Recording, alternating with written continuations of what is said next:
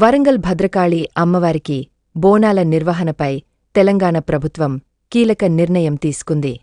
అమ్మవారికి బోనాలను ప్రతిష్టాత్మకంగా నిర్వహించేందుకు ప్రభుత్వం గతంలో తీసుకున్న నిర్ణయాన్ని తాత్కాలికంగా వాయిదా వేస్తున్నట్టు రాష్ట్ర దేవాదాయ శాఖ మంత్రి కొండా సురేఖ తెలిపారు. అయితే ఇటీవల భద్రకాళి బోనాలకి సంబంధించి కొంతమంది నుంచి అభ్యంతరాలు రావడంతో పాటు సోషల్ మీడియాలో తప్పుడు వార్తలు ప్రచురితమైన నేపథ్యంలో ఈ నిర్ణయం తీసుకున్నట్టు మంత్రి పేర్కొన్నారు. వరంగల్ భద్రకాళి అమ్మవారికి బోనాలను ప్రతిష్టాత్మకంగా నిర్వహించేందుకు ప్రభుత్వం గతంలో తీసుకున్న నిర్ణయాన్ని తాత్కాలికంగా వాయిదా వేస్తున్నట్టు రాష్ట్ర దేవాదాయ శాఖ మంత్రి కొండా సురేఖ తెలిపారు.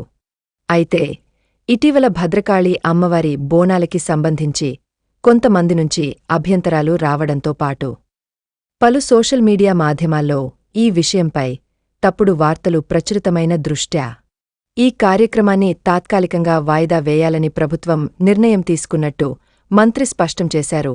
ప్రస్తుతం స్థానికంగా నెలకొన్న రాజకీయ విభేదాలను పవిత్రమైన అమ్మవారికి ముడిపెట్టి కొందరు ఉద్దేశపూర్వకంగానే ఇబ్బందులు సృష్టిస్తారమోనని భావించి ఈ కార్యక్రమంలోకి అసాంఘిక శక్తులను ప్రేరేపించి గొడవలు సృష్టిస్తారనే అనుమానంతో బోనాల నిర్వహణ రద్దు చేస్తున్నట్లు ప్రకటించిందిదిలా ఉండగా భద్రకాళి అమ్మవారి ఆలయ పరిధిలో శాఖాహార బోనాలే ఉంటాయని ప్రభుత్వం గతంలోనే పలుమార్లు తెలియజేసిందని మంత్రి కొండా సురేఖ గుర్తు చేశారు.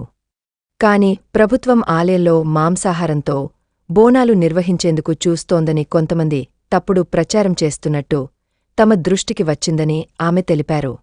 ఇలాంటి ప్రచారాలు ప్రజల్లోకి తప్పుడు సంకేతాలు వెళ్లాయని, రాజకీయాల కోసం భక్తుల మనస్సుల్లో దుష్ప్రచారం నింపడం మంచిది ఆమె మంత్రి సురేఖ అన్నారు.